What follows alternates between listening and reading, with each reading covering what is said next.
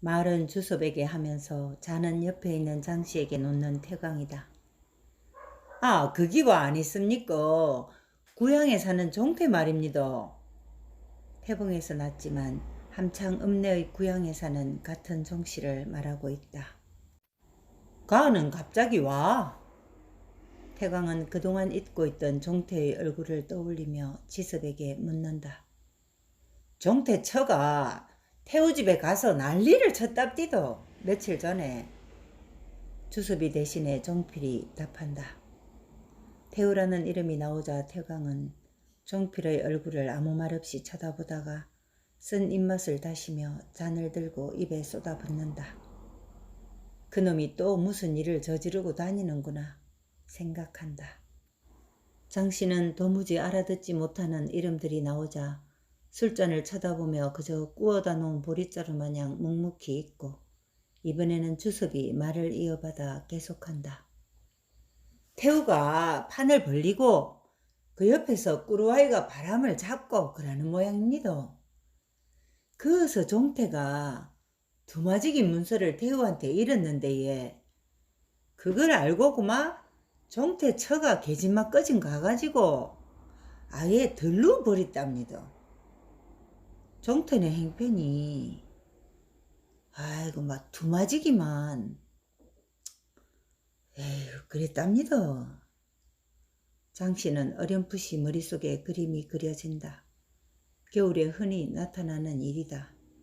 남아도는 시간을 초당방에서 불러대고 당연히 술판이 벌어지고 심심해서 시작한 골패놀이가 시간이 지나면서 오기로 또는 본전 생각으로 제정신을 잃게 만들기 일수다. 장씨는 처음 들어보는 태우라는 이름은 모르지만 지난 여름에 샘터에서 본 그 꾸루아이는 이미 알고 있다. 그 자식 얘기는 고마해라. 내 듣기도 싫다. 태광은 얼굴이 일그러진다. 태우는 이복 동생이지만 나이는 태광하고 겨우 몇 달 차이밖에 나지 않는다. 행님도 참 이게 듣기 싫다고 그냥 지나갈 일입니까? 주섭이 걱정스런 눈으로 태광을 본다. 다 같은 종씨고 집안인데 그런 일들이 생기면 좋을 게 뭐 있습니까? 행님이 말이라도 해서 시끄러운 일을 잠재워야지. 주섭의 말이 틀린 것은 하나도 없다. 태봉을 중심으로 이루어진 인근 마을에 사는 사람들은 거의 다 종씨고 설령 아니라 해도 한 달이 건너면 이리저리 다 엮여있는 판인데 뒷돈 대주고 노름판 벌리는 놈은 남도 아닌 이복 동생 놈이고 또 그 판에서 바람잡이 하는 꾸루아이 역시 한 동네에 사는 종씨고 눈을 날렸다는 종태 역시 한 집안 일가이니 종가의 입장에서는 부끄러운 일이 아닐 수 없지만 태광은 쓴 입맛만 다실 뿐 뾰족한 수도 없다. 장씨, 고막 갑시다. 태광이 벌떡 일어서 장씨를 남겨둔 채 덜컥 문을 열고 나가버린다. 장씨는 남아있는 주섭이와 종필이 잔에 술을 채우며 광수 아버지가 속이 많이 상한 모양인데 무슨 수가 있겠지요? 한 동네에서 그런 일이 있어서는 안 되는데. 자, 그럼 저는 이만. 엉덩이를 들썩거리며 목례로 인사하는 둘을 남겨둔 채 밖으로 나온 장씨도 싸늘한 겨울 공기에 얼굴을 식히며 저만치 걸어가는 태광의 뒤를 따른다. 동당에 고무신이 두 켤레가 있는 걸 보고 무당은 누가 또 와 있구나 짐작하며 큰 소리로 말한다. 집이 아주 털을 잘 잡았네. 마당 한가운데 선 채 고개를 휘휘 둘러대며 집을 둘러보는 사이 문이 열리고 광수애미가 수선스럽게 마루로 나온다. 어서 어이소. 안 그래도 기다리고 있으십니다. 올라 어이소 예.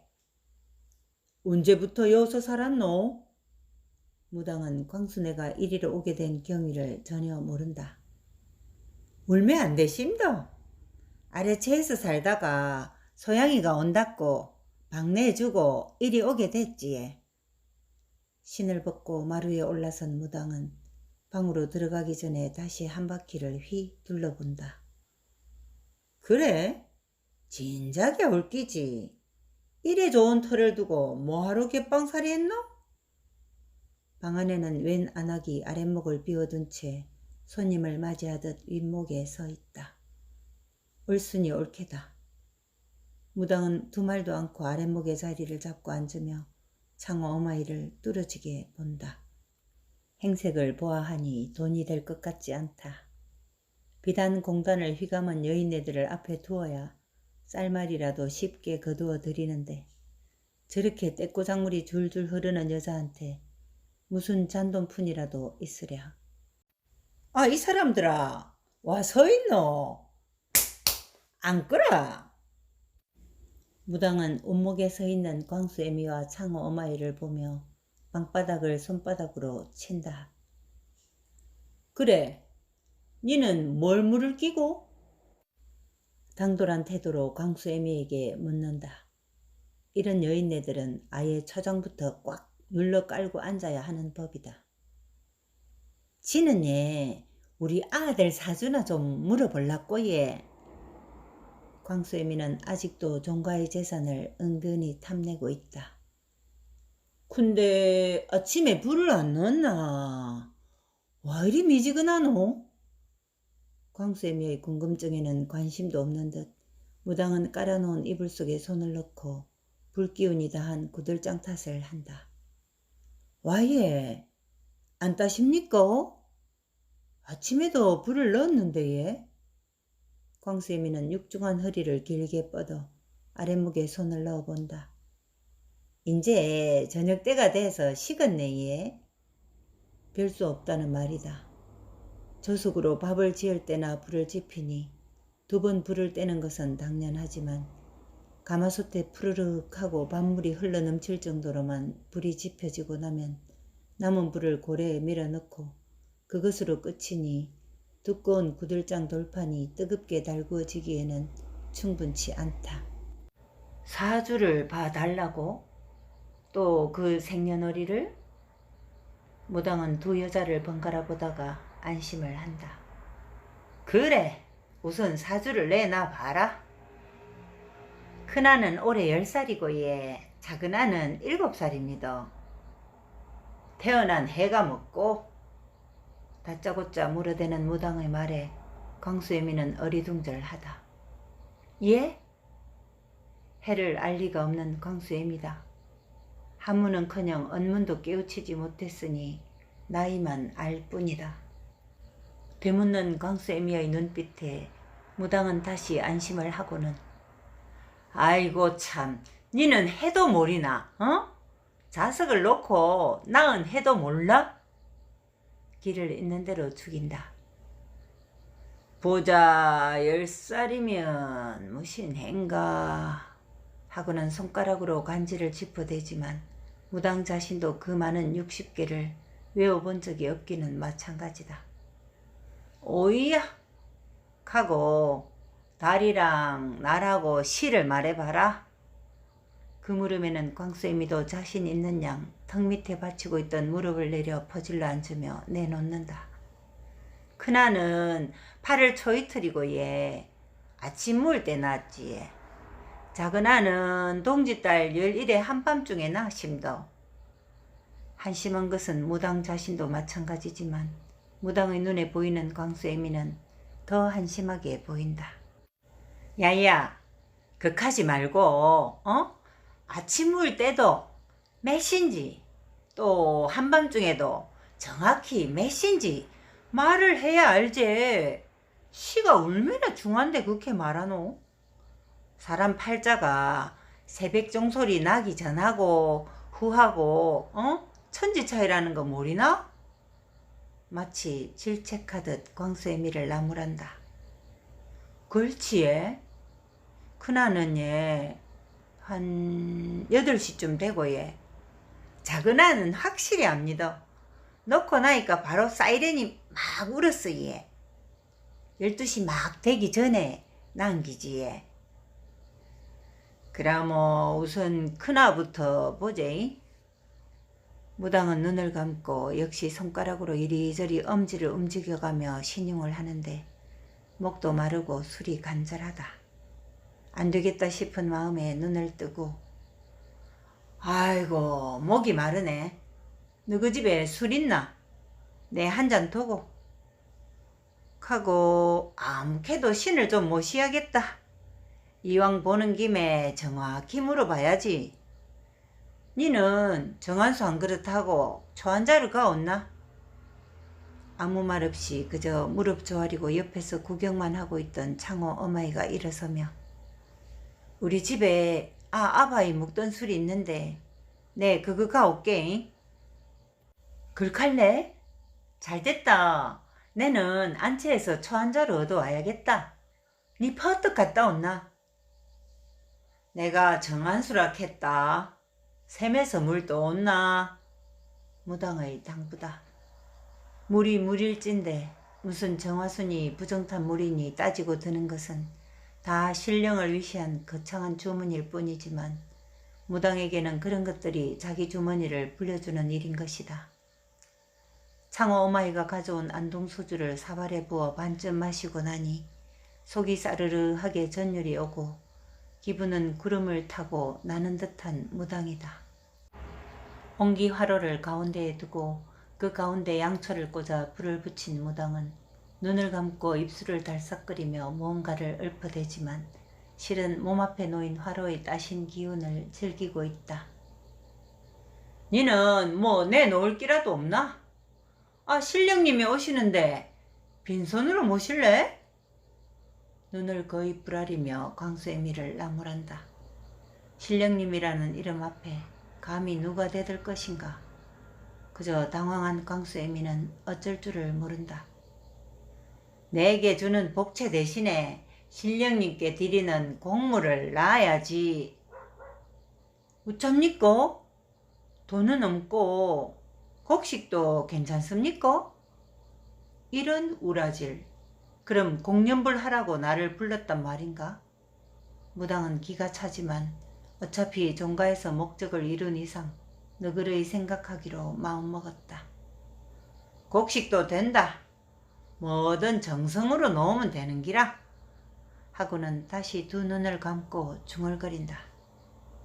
옆에서 쪼그려 앉아있는 창호 어마이도 호기심 가득한 얼굴로 구경을 하지만 내놓을 것 없는 형편에 감히 물어볼 엄두도 내지 못한다.